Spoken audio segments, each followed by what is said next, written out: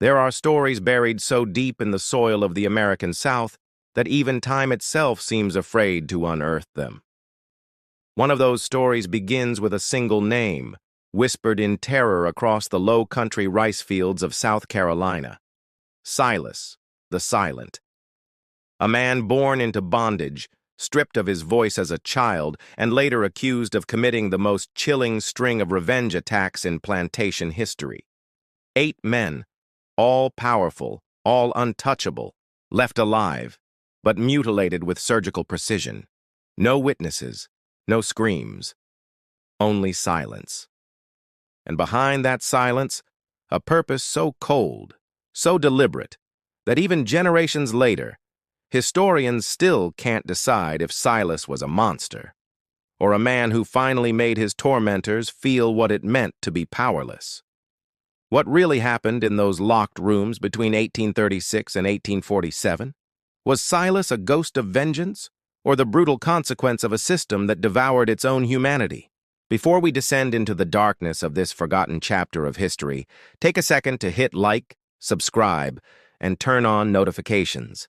It helps this channel bring you the stories most people would rather forget, the ones hidden in sealed archives and whispered through generations. And when we're done, tell me, what would you have done if you were Silas? It began not with blood or violence, but with dust, the kind that clings to forgotten history, fine, gray, and unrelenting. Deep within the South Carolina Historical Society, a graduate student named Michelle Torres brushed her fingers across a sealed envelope dated March 1847, marked with a simple, chilling phrase, "May God forgive what men have done." She hadn't meant to find it. She was searching for agricultural ledgers, something mundane, something safe. But when the brittle red wax cracked beneath her thumb and that first page unfolded, the air in the archive shifted. The document contained testimony from 8 plantation owners, each describing the same unimaginable event, castration by an unseen hand. 8 men, all attacked over 11 years, all left alive, mutilated and humiliated. The accounts were nearly identical, their tone unnervingly clinical. But there was something else. The handwriting of one man trembled as if even the ink feared the truth. The name that appeared again and again was not an overseer, not a thief, not a rebel. It was a whisper. Silas. And beside it, in the margins, the word mute. The student read on, and the silence of that reading room grew heavier with each line. The testimonies had been hidden deliberately, locked away not out of forgetfulness, but out of fear. Every plantation mentioned lay within the Low Country, a region draped in beauty and rot, where wealth was measured in rice and blood. The descriptions of the attacks were hauntingly precise. Locked rooms, no sign of entry, victims mutilated with what one doctor called surgical perfection. To modernize, the patterns screamed serial method, even surgical intent. But in 19th century South Carolina, the truth was more dangerous than superstition. Each testimony ended the same way. No suspect identified. And yet, between the lines, Michelle could see the cowardice of confession. These were not victims of some random terror. They were men hiding something. The silence wasn't ignorance. It was protection. They knew exactly who had done it. They just couldn't admit why. As Michelle dug deeper, the story expanded beyond the archives, into parish journals, plantation ledgers, and long-forgotten letters between families desperate to erase their shame. A few old oral histories collected during the 1930s gave the whisper a face. A field hand named Silas, light-skinned, gray-eyed, and voiceless since childhood. A boy who had survived something unspeakable and grown into something no one dared understand. Locals called him the Silent One, claiming he moved like a ghost through the rice fields, unseen, unfeeling, unstoppable. Every clue Michelle uncovered pulled her further into the dark until she realized what she was holding wasn't just a record of crimes, it was a map of vengeance. A methodical 11-year storm that left the powerful trembling in history pretending it never happened. Each name she cross-referenced brought her closer to the truth, and with it, the weight of something colder than horror: justification. By the time the graduate student closed the final page, she could barely breathe. The sealed testimony was never meant to be read again, not because it lacked importance, but because it revealed too much. It showed that even in a world built on silence and subjugation, one man had found a way to make the most powerful people in the South understand the pain they inflicted, not through rebellion or fire, but through the steady precision of revenge. Michelle sat in that archive, surrounded by history's ghosts, realizing she'd just opened a story that didn't belong to the past at all. It belonged to anyone who ever wondered how far a human being can be pushed before they push back. And as she whispered the final line written in that faded ink, "He never screamed, but they all did." The legend of Silas the Silent was reborn. Long before his name haunted the Low Country, Silas was just another child born into bondage, nameless to history, voiceless even in his own time. Around 1815, on the sprawling Rutledge plantation near Georgetown, a woman named Patience gave birth to a boy whose father's name was never written in the records, but whose complexion betrayed the truth. His skin was lighter than the others, his gray eyes unsettling in a world that punished difference. Plantation ledgers called him mulatto, a label that carried both danger and curse. Children like Silas were living reminders of the unspeakable acts that white masters denied by day and committed by night. In the crowded shacks where enslaved families tried to build lives out of fragments, Patience whispered lullabies older than the plantation itself. She told her son stories of rivers that remembered freedom, of ancestors who could speak to God without permission. But as Silas grew, even those soft moments were stolen by the rhythm of the fields. By the age of 7, he was knee-deep in rice water, his small hands bloodied by stalks sharp as blades. The Rutledge plantation was a paradox, breathtakingly beautiful, brutally cruel. The air shimmered with humidity and mosquitoes, the horizon a cruel mirage of gold and green. Overseers carried whips like extensions of their own bodies. The sun punished everyone, but only some were allowed to rest beneath its light. Within that violence, silence became survival. People whispered their pain in hymns and work songs, encoding messages of escape, love, and rebellion inside melodies that the masters mistook for obedience. Silas listened more than he spoke. His mother used to say, "The boy's eyes are older than his body." She was right. He saw everything: the faces twisted in rage, the quiet exchanges of food among the desperate, the way laughter died when the overseer appeared. It was in those formative years that he learned a cruel truth. Silence wasn't weakness. It was armor. Words could betray you. Quiet could keep you alive. But the event that would define his life came when he was barely 13. Plantation records note it clinically. Discipline incident. Injury to throat. Slave boy unfit for work. What those words hid was something darker than punishment. Some said he had been caught looking at a white overseer's wife too long. Others whispered the overseer himself had dragged the boy out behind the smokehouse and did something so violent that it shattered not just his voice, but his humanity. He survived, but his vocal cords were destroyed. From that day, no sound resembling language ever came from his throat again. The man who couldn't scream, that's how they remembered him. Overseers liked it. A mute slave couldn't talk back, couldn't gossip, couldn't cry for help. They thought his silence meant obedience. They never realized it meant calculation. That same year, his mother was sold south after a fever outbreak, leaving Silas completely alone.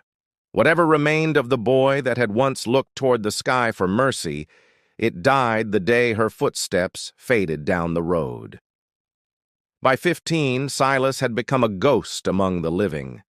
His stillness made people forget he was there, but his eyes, those pale, unblinking eyes, made even hardened overseers uneasy. He worked efficiently, learned carpentry, repaired tools, built fences, and when he was done, simply stood watching the river, as if listening for voices the rest couldn't hear. The other enslaved people both pitied and feared him. They said he dreamed awake, that his silence could make dogs whimper. In truth, Silas was building something no one could see. Not a rebellion, but a resolve. Every humiliation, every act of cruelty, every night he lay awake replaying what had been done to him, it gathered inside him like a slow-burning storm. The world had taken his voice, his mother, and his dignity. What it didn't realize was that it had also given him time, and in the years that followed, that time would become his sharpest weapon. By the time Silas turned 17, he had mastered invisibility. While others spoke, prayed, or begged, he observed. Plantation life followed a rigid rhythm, sunup to sundown, labor to exhaustion. But within that brutal routine, he noticed patterns others missed. He memorized the movements of overseers, the timing of patrols, the subtle hierarchy that ruled every breath on the Rutledge plantation. His silence turned him into something more than human in their eyes. A tool, a shadow, a presence that could be ignored because it made no sound. What no one realized was that his quiet wasn't emptiness. It was study. He learned which men drank too much, which ones crept to the quarters at night, which women suddenly bore the children of their masters. He watched and remembered, because in a world where the enslaved were not allowed to write or speak truth, memory was rebellion. And Silas remembered everything. That same silence, the one that unnerved even his fellow enslaved people, made him valuable to the Rutledge family. He could be rented out to neighboring plantations for work, carpentry, tool repair, construction, and his inability to speak meant he couldn't gossip or reveal the secrets of his masters. Plantation owners loved that. They said he was well-trained, disciplined, safe. They never suspected the silent man walking through their homes, fixing their staircases, overhearing their cruelties, was quietly cataloging each of their sins.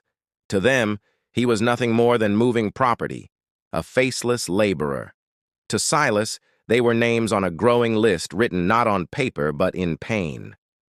As he worked, he saw things that would haunt him for years.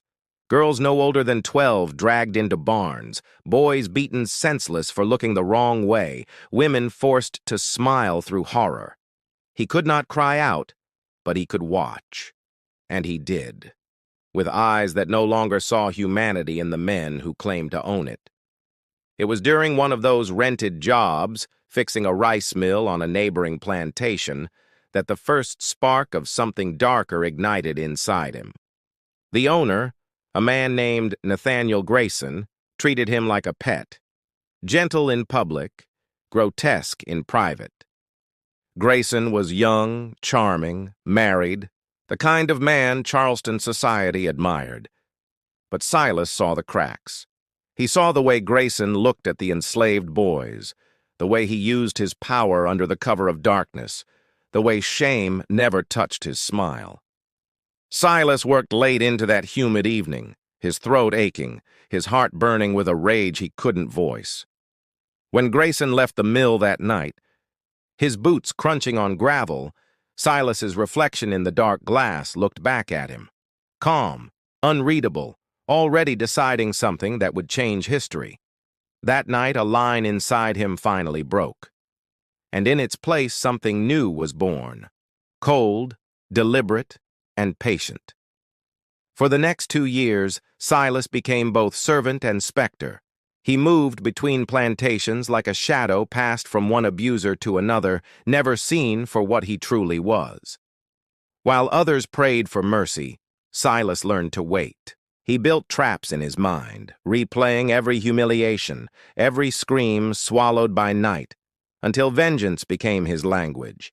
He never wrote a plan, never whispered a word, yet every nail he hammered, every lock he examined, every path he memorized was preparation.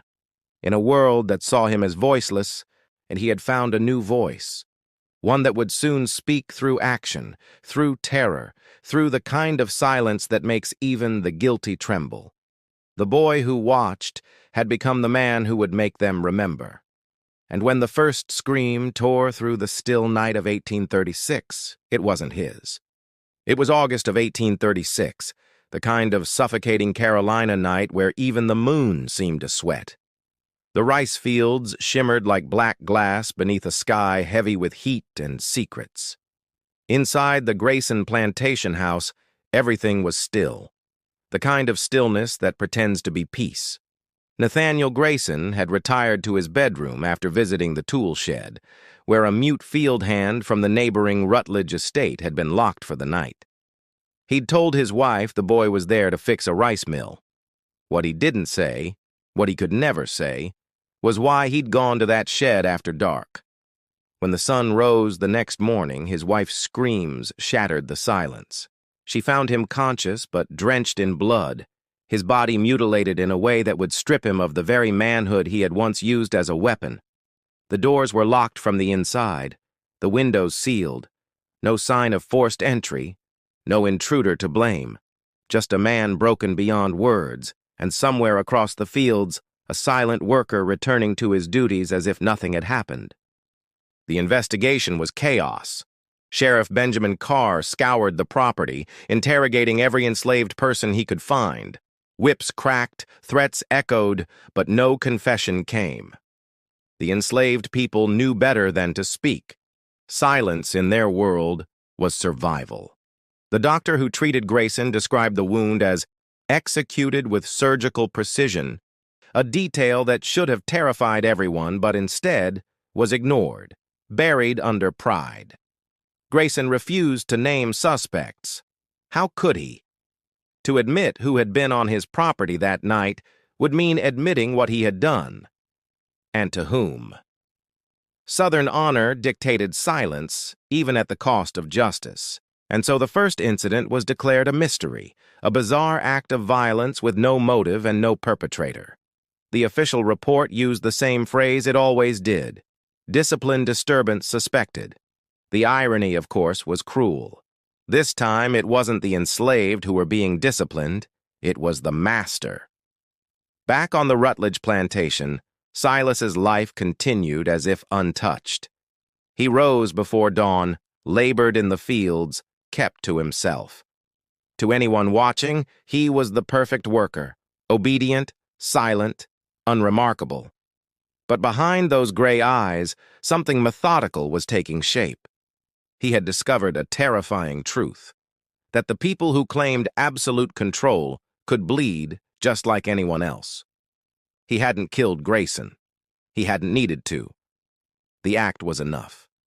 Pain for pain, silence for silence. The plantation owners whispered theories, maybe abolitionists, maybe some deranged runaway, maybe even witchcraft. But among the enslaved, the whispers were different. They spoke of a shadow who made the wicked tremble.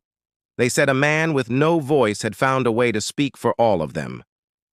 And though no one dared say his name aloud, they knew. The first cut was not vengeance completed, it was vengeance beginning. By winter, rumors had spread across the low country like fog. Plantation wives slept in separate rooms, husbands kept pistols beneath their pillows, and patrols doubled their routes. The white elite blamed everything but themselves. They couldn't fathom that the danger came not from the outside, but from the very system they had built, the silence they had imposed. And somewhere deep within that silence, Silas moved through the world unseen, his work as steady as ever, his hands building fences by day and sharpening resolve by night. The first act of justice had been done, cold, clean, and unseen. The next would come soon, and like the first, it would leave no trace but terror. For the first time in his life, Silas felt something like control, and as the world around him grew more afraid, his silence began to sound like thunder. 18 months after the Grayson attack, another scream tore through the humid night of the South Carolina Low Country, a sound that would echo through the plantations like a ghost revisiting its crime. This time, the victim was Thomas Wainwright, a wealthy landowner and deacon of his local church, known for preaching morality by day and violating it by night. He was found sprawled across the floor of his plantation office, soaked in his own blood, barely clinging to life. Once again, the wound was precise, too precise to be random, and once again, the room was locked from within. The doctor's words were almost identical to the first report. Castration with surgical accuracy. Victim survived. The resemblance was impossible to ignore, yet society did exactly that. No one dared link the cases because linking them meant acknowledging the truth, that someone was targeting men of power, men with secrets. But among the enslaved, that truth needed no proof. They recognized the pattern before the authorities ever would. Whispers spread like wildfire. The silent man had struck again. Wainwright's wife, pale and trembling, refused to speak of the night before. The sheriff interrogated the enslaved servants, some of whom were whipped until their backs resembled raw leather. Still, nothing. Fear silenced the truth better than chains ever could. But there was one detail, buried in a ledger, that no one bothered to question. A carpenter from the Rutledge plantation had been loaned to Wainwright's estate for 3 days prior to the attack. His name, Silas. He'd been seen repairing a rice shed, eating alone, sleeping in a locked tool house. The overseer swore he'd checked the locks himself. Yet when the violence struck, Silas had already been returned to his home plantation, his expression as unreadable as ever. The timing was perfect. Too perfect. But no one suspected him, because no one wanted to believe an enslaved man, and a mute one at that, could orchestrate something so deliberate. The masters thought silence meant submission. They were wrong. It meant strategy. By 1840, there were 4 victims, each mutilated with chilling precision, each too ashamed to speak the truth aloud. In Charleston society, the rumors became grotesque legends, whispers of a curse, of retribution from God, or a secret rebellion spreading through the fields. The white elite doubled their security, carried pistols to bed, and forbade enslaved workers from approaching their homes after dark. But fear couldn't protect them.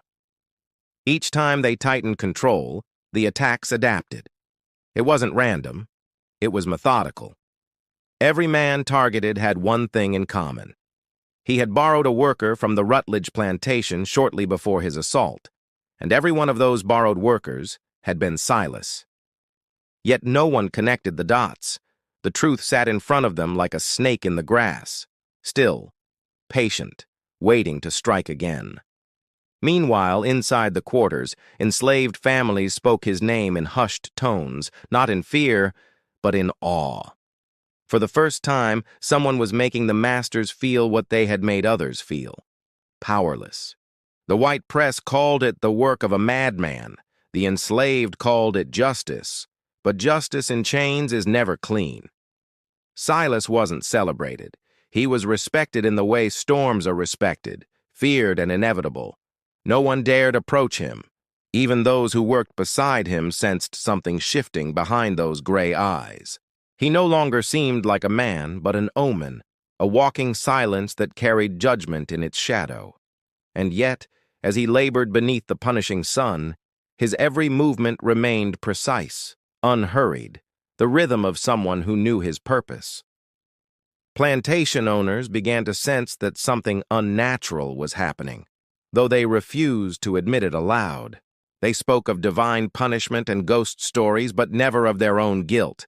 And through that collective denial, Silas moved freely, unseen, underestimated, unstoppable. The pattern had emerged, and with it, the beginning of a reckoning that no wall, no whip, no prayer could silence. By the early 1840s, the Low Country had become a place of whispered dread. The air was thick with rumors that clung to the night like mist over the rice fields. Plantation owners pretended life continued as usual, grand suppers, polished manners, prayers that tasted of hypocrisy. But beneath it all, fear was spreading faster than malaria. They couldn't name it, couldn't face it, but they felt it. An invisible presence that moved when they slept. 80 miles of coastline became its hunting ground, yet no one ever saw its face. The newspapers spoke carefully, describing a series of disturbing mutilations while avoiding the truth that terrified the elite. Someone was hunting the hunters. But deep in the slave quarters, away from the ears of overseers, a different story passed from mouth to mouth. They said a man who could not speak was making men listen. A man who'd lost his voice but found a way to scream through silence. They called him Silas the Silent. And though his name was never uttered loudly, every enslaved person who heard it knew exactly what it meant. Retribution. Among the enslaved, stories carried more power than bullets. They were coded in lullabies, whispered over cooking fires, traded like secrets in the brief, fragile hours between dusk and dawn. And in those stories, Silas wasn't a murderer. He was something else entirely. To the broken and brutalized, he was justice made flesh. Old women whispered that he had the spirits of the ancestors guiding his hand. Men who had been whipped and scarred swore that when the wind turned cold, it carried his footsteps. Even those who feared him spoke his name with reverence, but fear was still part of it. They knew that his vengeance was not selective. It didn't ask for permission. It didn't seek applause. It simply was. He didn't fight for rebellion or recognition, only equilibrium. In a world where white men could commit atrocities and then kneel in church unscathed, Silas had become the correction no law would deliver. One woman, however, would come closer to understanding him than anyone else. Her name was Dinah, a house servant on the Hammond plantation. She'd lived through 3 different owners, each one crueler than the last, and carried in her eyes the quiet knowing of someone who had seen too much.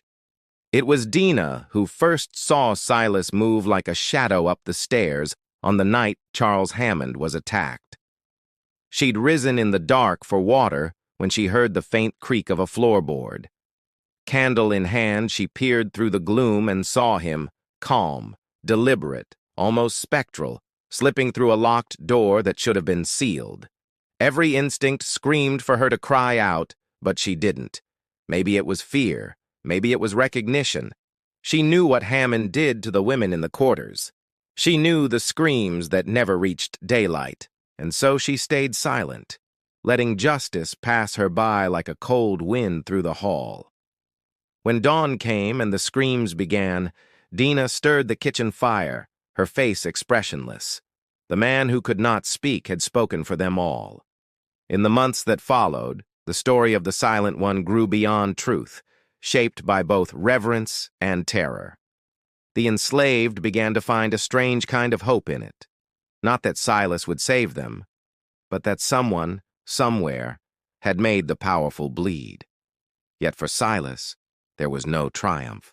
Each act took something from him.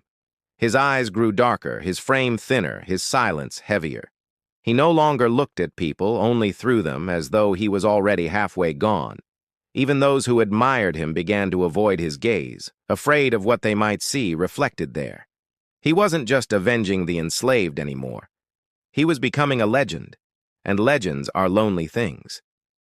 The Whisper Network kept his name alive, but in his own heart, Silas knew what they didn't. Vengeance doesn't end with justice. It ends with emptiness. And though he couldn't say it aloud, his silence carried a question that haunted the night. When the last man falls, what will be left of me? Reverend Thomas Clayton had always believed that truth was a light meant to expose darkness, until the day he discovered a truth that burned too bright to look at. He was a minister serving several plantations in the South Carolina Low Country, a man of compassion but also caution, preaching the gospel in a land built on chains. He'd heard the whispers like everyone else. the mutilations, the locked rooms, the silent spirit haunting the planters. But when a trembling house servant named Dina came to him after Sunday service, asking for a private word, he had no idea he was about to uncover a secret so damning it would challenge his faith and his morality at once. In the dim chapel, her voice barely above a whisper, Dina told him what she had seen. A man without a voice entering Charles Hammond's locked bedroom, moving like death itself. She didn't name him at first, but the image was enough. Clayton had heard of the Rutledge carpenter, the mute man passed from plantation to plantation. As Dina spoke, the Reverend's hand trembled over his Bible. For the first time in his life, he realized that divine justice might not come from heaven. It might be walking the earth. Clayton wrestled with what he'd heard. Every instinct as a man of faith told him to report it, to tell the sheriff, to bring the law upon this avenger. But as Dina continued, his certainty crumbled. She didn't describe a monster. She described a man who had been broken since childhood, a man used by those who now called themselves victims. The Reverend understood the plantation system better than most cared to admit. He'd seen the cruelty disguised as discipline, the sin hidden behind sermons. And now he saw its consequence made flesh in Silas. To speak his name aloud would mean condemning him, but to stay silent would mean protecting a murderer. So Clayton did what few men of his station would ever dare. He chose to listen instead of judge. He began traveling quietly between plantations, posing as a spiritual guide, but in truth gathering whispers. Every account led back to the same figure, the silent carpenter, the one no one noticed until it was too late. The deeper he dug, the more he realized Silas's actions weren't random rage. They were a ledger, a moral arithmetic written in blood. As Clayton's investigation deepened, so did the danger. Plantation owners began to question his visits, wondering why a preacher was asking about things better left buried.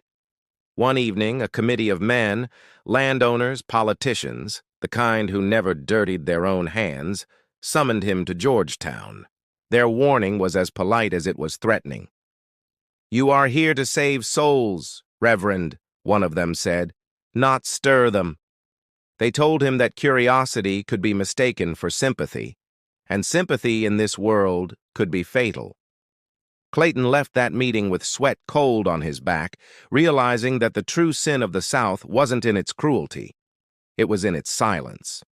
Back in his journal, written in careful code, he confessed what he could not say aloud. "I have found him.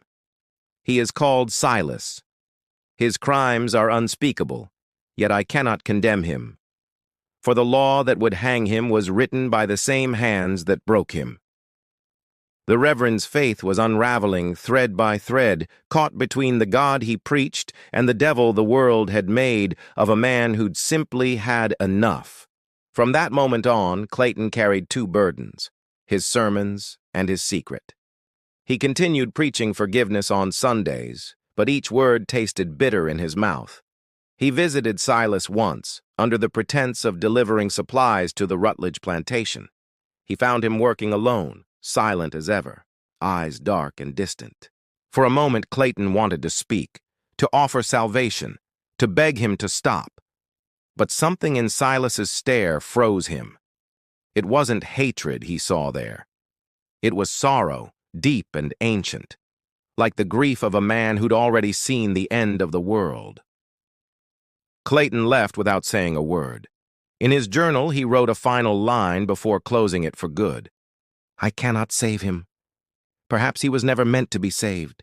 Perhaps he is the hand of justice in a land where God himself is silent."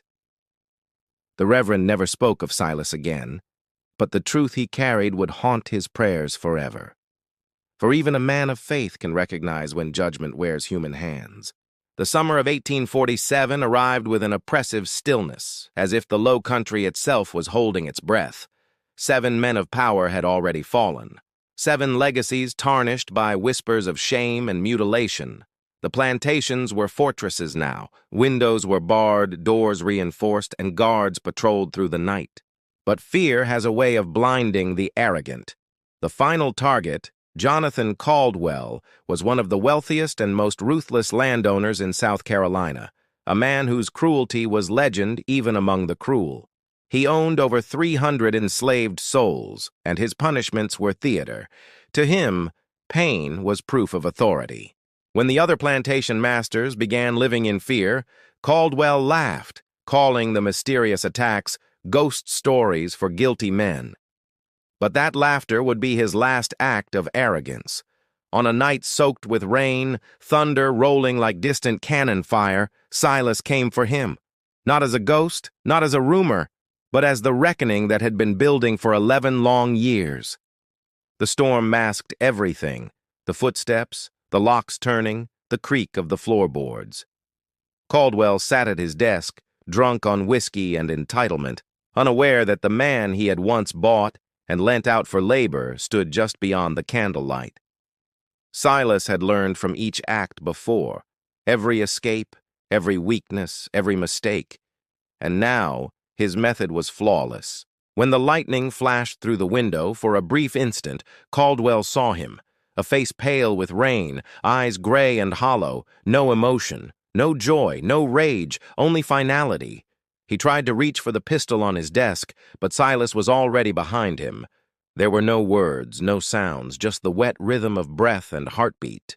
What followed was both surgical and symbolic, the same precision, the same terrifying quiet. But this time, Silas didn't leave unseen. When he finished, he didn't flee. He stood in the doorway, letting the rain wash over his hands, and stared down the hallway until the housekeeper awoke to the horror.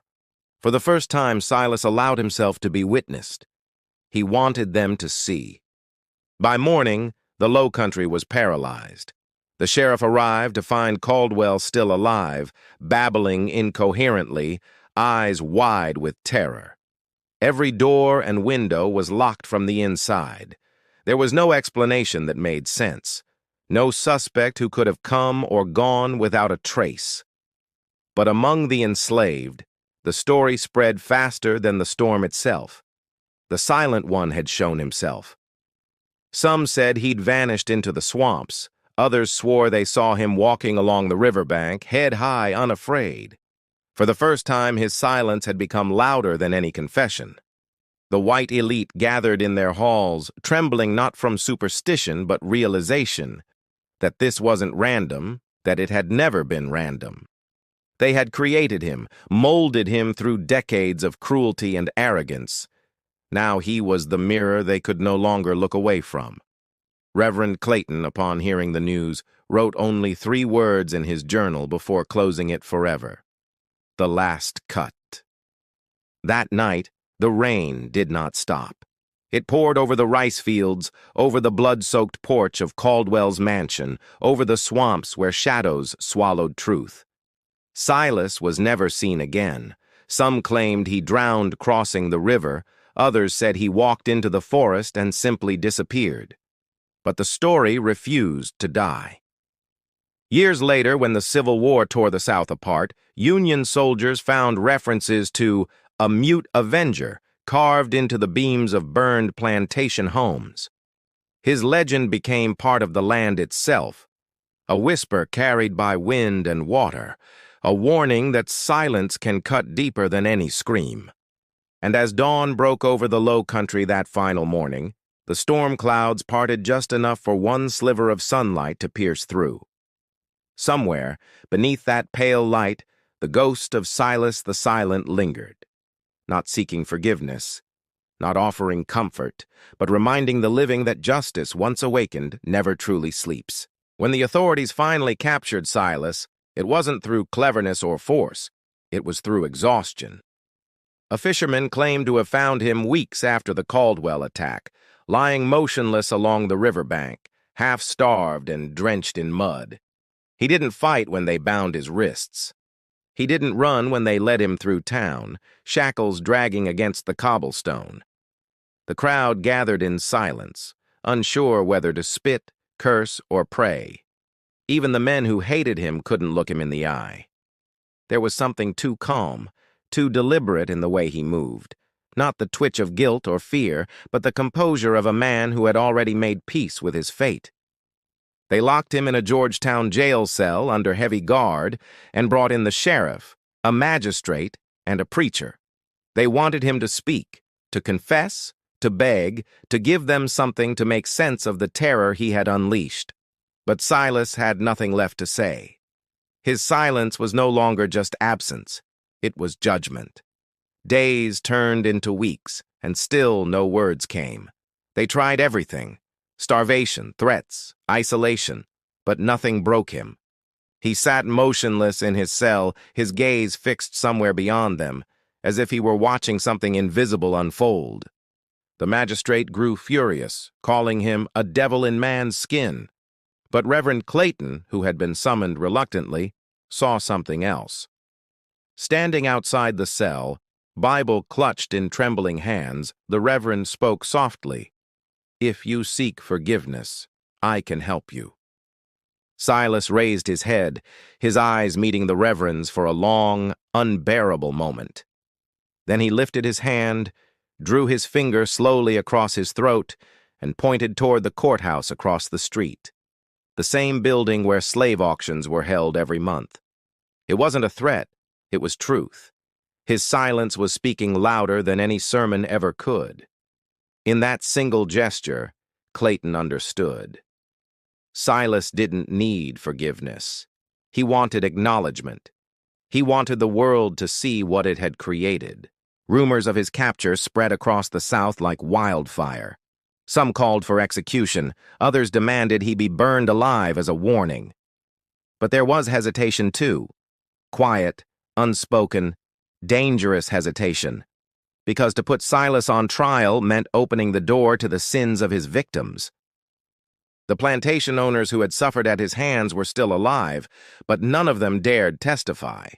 To stand in that courtroom would mean admitting their own crimes, the children they'd fathered in secret, the lives they'd destroyed in silence. So the authorities did what the powerful always do when faced with an uncomfortable truth. They buried it. The official record declared Silas mentally unfit for trial, a dangerous lunatic, and transferred him to an infirmary outside Charleston. No court, no jury, no headlines, just quiet erasure. But silence is not the same as peace. The story refused to die. Guards reported waking to find Bible verses carved into the cell walls, not by tools, but by fingernails. Words like vengeance, justice, and remember. On a cold morning in November 1847, a guard found Silas dead, sitting upright against the wall, his eyes open, his expression calm. No wounds, no struggle, just stillness. Some said he starved himself, others whispered he simply willed his body to stop. The Reverend was called to record the death, but when he entered the cell, something made him pause. On the floor, traced faintly in dirt, were 3 letters written by hand, M-A-M. No one could decipher them. Some thought it meant Mama. Others said it was the mark of his mother's name, Patience, the one person who had ever shown him kindness. Clayton never wrote about that moment in his journal, but those who knew him said he never preached about forgiveness again. Instead, he spoke of accountability, of the sins we bury until they rise again. Silas's body was never returned to the plantation. It was buried in an unmarked grave near the river, where the tide would wash over it twice a day. Yet even in death, his silence endured. And for years afterward, on quiet nights when the fog rolled in, people swore they could hear faint tapping from beneath the ground, like a man who still refused to rest until the truth was heard. Decades passed, and the world changed, or at least pretended to. The Civil War came and went. Slavery was abolished, plantations burned, and new flags were raised over the same old ground. But in the Low Country, where rice once grew taller than men, the ghost of Silas the Silent never left. His name faded from the records, erased by scholars who preferred neat history to honest memory. Yet in the swamps and river towns, his story endured, whispered by freedmen to their children, retold in the hush of campfires, half prayer, half warning. They said he walked the marshes at night, barefoot, eyes like storm clouds, watching over those who'd once been bound. Mothers told their sons, "Speak truth, but never forget what silence can do." It was less a ghost story than a lesson, passed down through generations, that even without a voice, a man can still be heard, if his silence carries purpose. By the turn of the 20th century, a young historian named Elias Munro stumbled upon an old box buried in the back of a Charleston church archive. Inside were the torn pages of a journal, the last writings of Reverend Thomas Clayton. The entries were fragmented, water-stained, but one passage stood out. He was not the devil they claimed, nor the savior they desired. He was simply what happens when mercy is denied too long. The words shook Munro, a Northern scholar trying to piece together the hidden narratives of slavery. As he traced the timeline of the mutilations, every thread led back to the same erased name, Silas. In a time when the South was rewriting its history, Munro's discovery was an act of rebellion. His attempt to publish Clayton's journal was met with fierce resistance. "Some stories," he was told, "are better left to rest." But Munro refused. "Rest," he wrote in reply. "How can a story rest when justice never did?" When the article finally appeared in print in 1912, it sparked outrage and fascination in equal measure. Southern elites called it slander, Northerners called it myth, and the black community called it truth finally spoken aloud. Churches held sermons condemning the demon of vengeance, while the descendants of enslaved families held vigils in silence. And in that silence, something powerful shifted. An understanding that Silas's story wasn't just about blood or retribution, but about reflection. He had forced a society that prided itself on order to confront the chaos it created. Even in death, he was doing what he had always done, holding a mirror to the world and asking without a sound, "Do you see yourselves now?" The legend of Silas spread beyond the Low Country, into folklore, poetry, even whispered prayers for strength. He became less a man than a symbol, not of horror, but of reckoning. Today, nearly 2 centuries later, historians still debate whether Silas truly existed or was merely a myth born from collective guilt. But the truth doesn't always live in paper or proof. Sometimes it lingers in the air, in the silence between heartbeats, in the stories the powerful tried to bury. The river where his body was said to rest still runs thick with the same dark silt, carrying secrets through time. And when the fog drifts low across the marshlands, some swear they can see a figure standing at the water's edge, unmoving, eternal, watching, not for vengeance this time, but for remembrance. Because Silas's story was never about cruelty alone. It was about the cost of silence, the weight of indifference, and the truth that even in the darkest corners of history, justice finds a way to speak. In the end, he wasn't the ghost of vengeance. He was the ghost of justice, a reminder that silence, once broken, can echo forever.